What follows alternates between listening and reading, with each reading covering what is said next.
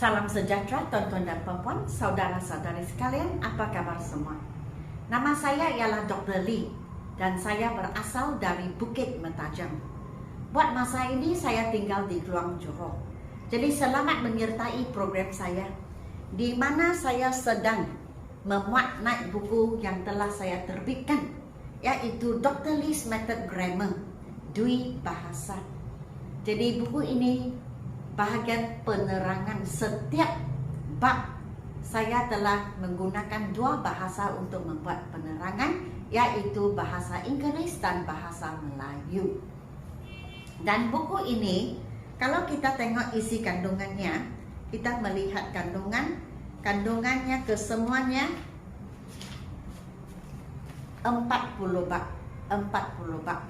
Jadi boleh saya katakan ia merangkumi kebanyakan daripada grammar yang perlu kita tahu. Memang ada lagi, tetapi ini sudah cukup banyak, cukup lengkap lah, ya, sebab ia hanya book 2, ya. Dan sebelum itu saya telah memaknai book 1 38 bab. Jadi apakah perbezaan di antara kedua-dua buku ini? Tidak ada banyak perbezaan sebab kandungannya lebih kurang sama. Sebenarnya sama kandungannya, hanya soalan tahap yang lebih tinggi untuk buku yang kedua. Tahapnya tinggi sedikit lah, ada sedikit mencabar kalau dibandingkan dengan buku yang pertama. Jadi oleh kerana buku ini mempunyai 40 bab, sekarang sudah bab ke-31, artinya tinggal 9 bab lagi. Saya sudah memuat naik buku ini. Setiap soalan, setiap muka surat, setiap bab telah pun saya memuat naik. Ini terutama banyak membantu kepada pembeli-pembeli saya lah. Saya pun bimbang jikalau kalian hanya membeli tetapi tidak tahu mengapa jawapan sedemikian. Lebih kurang sama seperti kita beli buku rujukan. Kita tengok jawapan di belakang, jawapan yang dibekalkan. Kemudian kita sendiri tengok belakang. Oh, jawapan ini betul, jawapan itu salah. Tetapi kita pun tidak tahu mengapa ianya salah. Sebab itu saya mengambil peluang. Saya mengambil usaha inilah untuk memuat naik setiap soalan, jawapan. Saya buat penerangan dalam 3 bahasa. Jadi kita boleh suka hatilah, kita boleh menonton sama ada video saya yang berbahasa Melayu, berbahasa Inggris ataupun yang berbahasa Cina. Okey? Jadi jikalau kamu mempunyai buku ini, silalah ke muka surat 80 hingga 83. Sebenarnya ini 83 sebab muka surat 80 sampai, biar saya tengok dulu. Muka surat 80. Ya, muka surat 80 penerangan. Muka surat 81 dan 82 adalah senarai. Ya. Sebab adjectives itu dibahagikan kepada 3 bahagian. Dan ini senarainya. Saya semua sudah tulis di sini sampai ke muka surat 82 senarainya. Dan 83 masih ada, tetapi oh ya, tidak. 83 kamu kena isilah. Di sini jawapan, di situ jawapan. Soalannya baris ini sahaja. Baris yang pertama sahaja soalan, yang kedua dan ketiga itu soalannya, jawapan. Kamu mesti tulis jawapan. So bagi ini senang sedikit lah, semua saya tulis di papan. Jadi jikalau kamu tidak mempunyai buku pun tidak mengapa juga, tengok papan sudah cukup. Jadi dalam bahagian adjectives, dalam bahasa Melayu adjektif. Kalau adjektif itu dia dibahagikan kepada 3 bahagian. Contohnya as angry as. Contohnya The teachers are as angry as the principal. S dan S, hadapan S, belakang S, jawapan kita adalah adjektif yang asal. Sebab dia tidak bandingan dengan sesiapa, ia hanya cakap semacam, seperti, tapi bukan lebih daripada. Sebab itu, kalau di hadapan S, di belakang S, terutama kepada para pelajar yang bakal menduduki pemeriksaan, kita kalau tengok S di hadapan, walaupun belakang tidak ada S, hadapan ada S, jawaban memang itu kata asal, adjektif yang asal. Ataupun tidak ada S. Saya beri contoh di sebelah sana. Contohnya, seperti nomor 1, saya cakap begini, dia, he, is, jawabannya ialah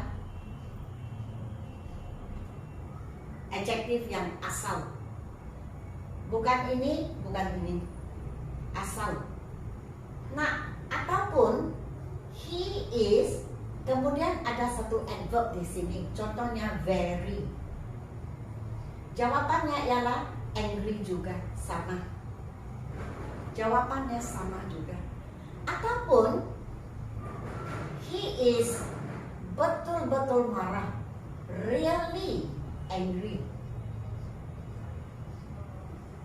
Sama juga jawabannya.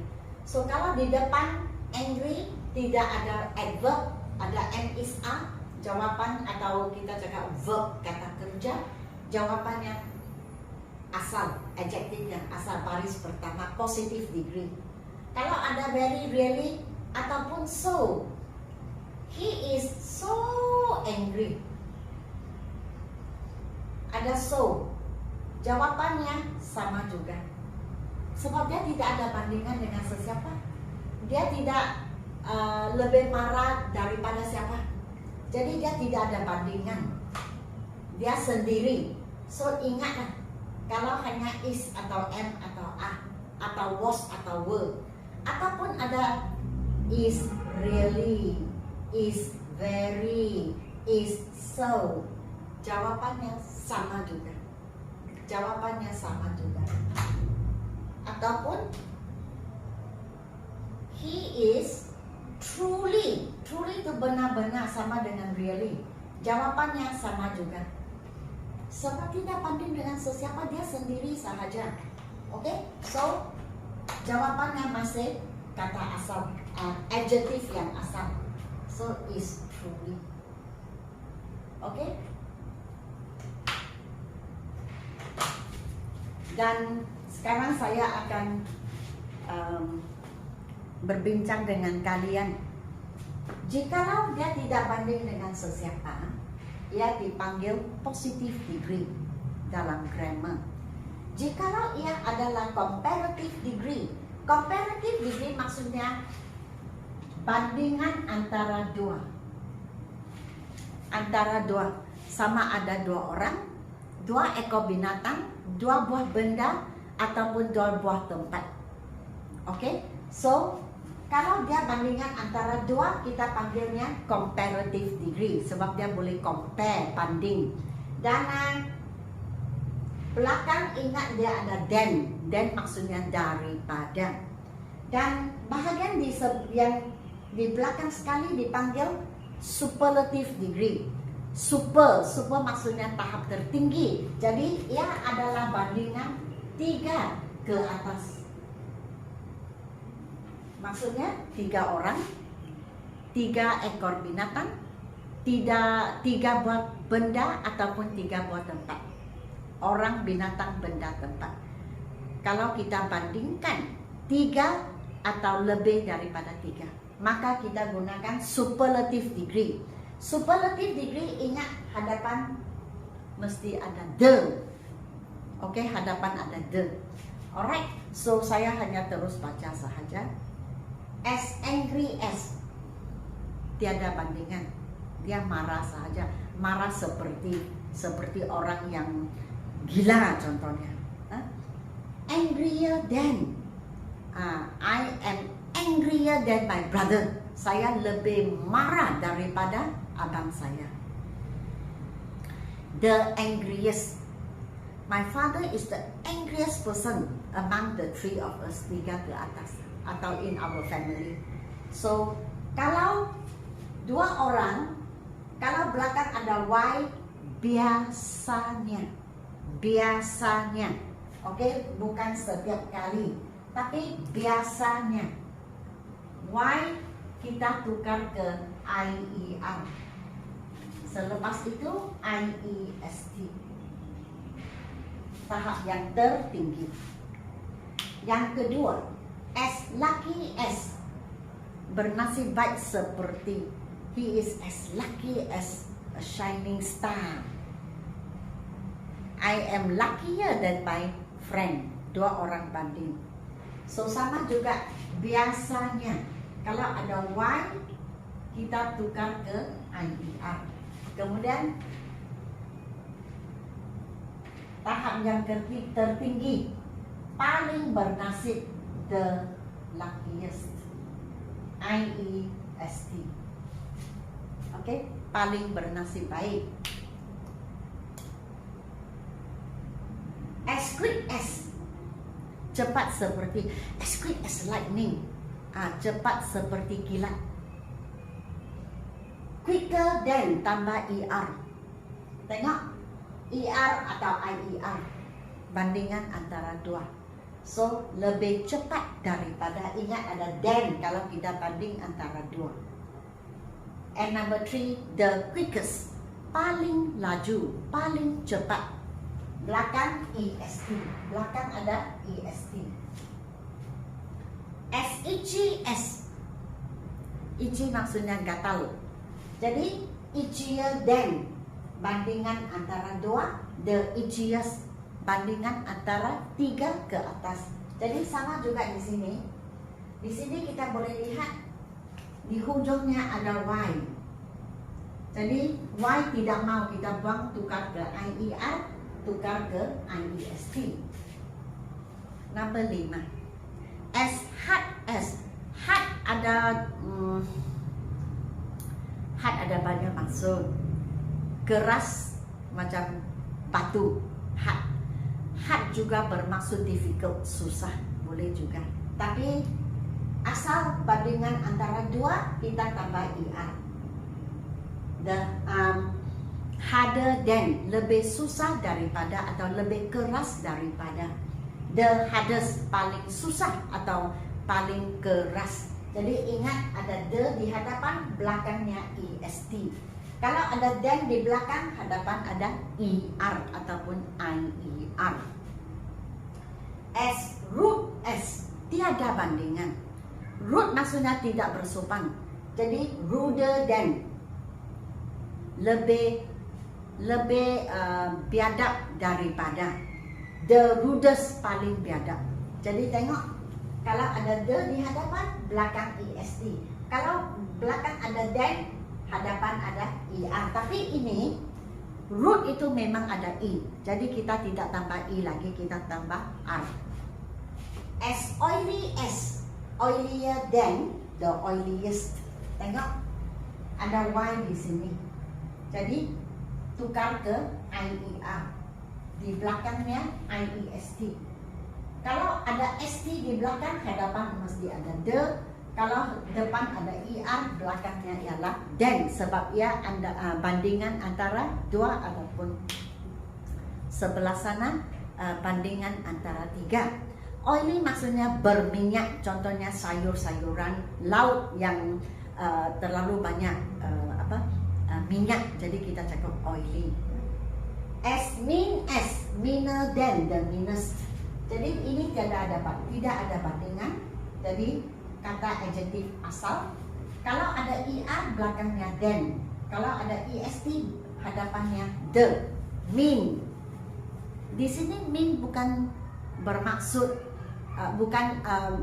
di sini mean bukan bermaksud atau bermakna. Di sini mean maksudnya orang yang selfish, pentingkan diri. Oke, orang yang sifatnya tidak begitu baik lah. So as mean as, tiada bandingan. Meaner than, ingat belakang ada than, hadapan ER. Kemudian the meanest, orang yang paling mementingkan diri. EST hadapan mesti ada the. As sad as, sedih, tidak ada bandingan. Kalau bandingan antara dua lebih sedih daripada, sadder than. Belakang than hadapan ada er, tetapi sad itu mesti tambah lagi satu d. So sadder than, d-d-e-r. The saddest. Hadapan ada the, belakang est, tetapi untuk sad kita mesti tambah lagi satu d. As kind as, kinder than, the kindest. Nombor 10. Kind itu baik hati. So lebih baik hati daripada, tambah er, belakang mesti ada than. Paling baik hati est, hadapan mesti ada the. As neat as, neater than, the neatest. Neat maksudnya kemas, tiada bandingan. Jadi kata adjektif yang asal, neat. Kalau lebih kemas daripada, ada than. Than itu daripada. Jadi di hadapan mesti ada er. Kalau paling kemas, paling itu the. Jadi kemas itu mesti tambah est. As clever as, cleverer than, the cleverest. As clever as tidak ada bandingan. Dia pintar seperti apa-apalah, mungkin seperti peguam kah. But cleverer than, lebih pintar daripada. Kalau ada than, hadapan er. The cleverest, paling pintar. Jadi paling itu ialah the. Kemudian di belakang est, the cleverest. So est di belakang, hadapannya jangan lupa the. As pure as, purer than, the purest. Pure, pure maksudnya jernih untuk air, ataupun suci pun boleh, pure. So as pure as tidak ada bandingan. Kalau lebih daripada than. Kalau than memang ada i, kita hanya tambah r. Dan the purest di belakang ada st, sebab dia memang sudah ada i, kita tak payah lagi tulis i. Okay? As mad as, madder than, the maddest. So sama juga, belakang ada d, seperti sad. Tapi kind bukan, no? Tengok, mad, sad, mad. Dua d, dua d. Di sini sama juga, dua d, dan sini dua d. Mad, madder than, the maddest. Ada than, jadi hadapan ditambah lagi satu, kemudian baru er. Di sana hadapan mesti ada the, belakang tambah lagi satu d, dan kemudian est. Mad, mad ada dua maksud sebenarnya, dua penggunaan. Yang pertama, mad itu maksudnya gila. Orang yang gila kita cakap dia mad. Tapi mad juga boleh bermaksud sangat-sangat marah. Mad juga, okay? As rich as, richer than, the richest. Kaya seperti saja, tidak ada bandingan. Kaya macam apa? Macam raja mungkin. As rich as a king. Richer than, ada than, belakang er. The richest, ada the di hadapan, belakang est. Okay, ataupun st jikalau memang ada i. So ingat, comparison of adjectives. Okay, kalau tidak ada bandingan, kita cakap positive degree. Kalau ada bandingan di antara dua, kita panggil comparative degree. Mesti ada than di belakang dan di hadapan ada er atau ier. Kemudian superlative degree, paling. Paling maksudnya the. So jawapan kamu mesti ada the. Barulah adjektif itu tambah est ataupun iest. Untuk dua perkataan sad dan mad. Sad itu sedih, mad itu gila ataupun sangat marah. Tambah lagi satu d. So d-d-e-r, d-d-e-r. Okay? So sampai sini sahaja exercise 1. Exercise 1 ada 30 soalan. Saya hanya boleh buat 15. Okay? Jadi yang 15 lagi seterus ini. Dan mungkin di antara kamu yang, atau antara kalian yang ingin bertanya saya, jadi bagaimana saya tahu Tambah ER kah, tambah DER kah, tambah IEST kah, buang Y kah, macam mana kita tahu? Sebenarnya saya pun tidak tahu. Mengapa? Sebab ini kita tahu sebab kita mesti merujuk kepada senarai yang ditetapkan dalam bahasa Inggeris. So it's already fixed. Kita tidak boleh menyoal mengapa ini tambah IER, tetapi yang ini Y pun tidak tambah ER. Saya tidak boleh menjawab. Saya tidak dapat menjawab. Sebab jikalau kamu type sekarang sangat senang zaman teknologi. Kalau kamu type di internet, kamu type comparison of adjectives, keluar senarai. Dan senarai itulah kamu mesti tahu. Jadi bagaimana kamu tahu? Rujuklah kepada senarai yang diberikan. Seperti buku saya memang ada tulis untuk kita, untuk kalian. Jikalau kamu tidak ada, kamu boleh ke internet ya. Internet kamu type comparison of adjectives, dia keluarlah senarai yang panjang, kamu boleh merujuklah. Jadi waktu kamu buat banyak soalan, kamu sendiri akan tahu. Oh, kalau sad, sadder, double D. Saddest, double D. Kalau mad, double D. Maddest pun double D juga. Kalau sudah buat banyak, okay, memang kita pun sudah pandai, kita tahu. Oke, so setakat ini sahaja. Di sini jikalau kamu ingin membeli buku saya, bolehlah WhatsApp kepada saya. Dan jikalau kamu ingin belajar pertuturan ataupun lisan, pergilah ke TikTok ataupun ke Instagram saya. Oke? Dan saya akan memuat naik buku ini sampai habis seperti saya janjikan. Dan lepas itu saya akan bebas untuk mengendalikan pengajaran saya berasaskan soalan-soalan yang dipaparkan di ruang komen. Ada juga di ruang komen, bolehkah Dr. Lee ajar ini, Dr. Lee ajar itu. Baru-baru ini ada seorang yang bertanya saya, bolehkah Dr. Lee mengajar order of comparison, order of adjectives. Maksudnya dalam satu ayat ada lebih daripada satu adjektif. Contohnya long black hair atau black long hair. Begitu order. Yang mana dulu, yang mana belakang, yang mana depan, yang mana belakang.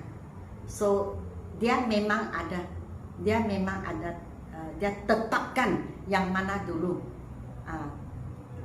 Seperti tadi saya katakan, long black hair atau black long hair, begitu. Oke, saya ada janji untuk mengajar, tetapi saya tidak boleh tiba-tiba mengajar itu, sebab saya sekarang sedang memaknai buku ini. So itu saya akan mengajar order of adjectives, long black hair atau black long hair. So itu selepas saya habiskan buku ini, tinggal 9 bab sahaja, sangat cepat sudah. Oke, jadi sekian, terima kasih. Sehingga kita berjumpa lagi 15 soalan untuk bahagian ini, comparison of adjectives. Oke, selamat tinggal. Jangan lupa untuk memberi saya like, share dan subscribe.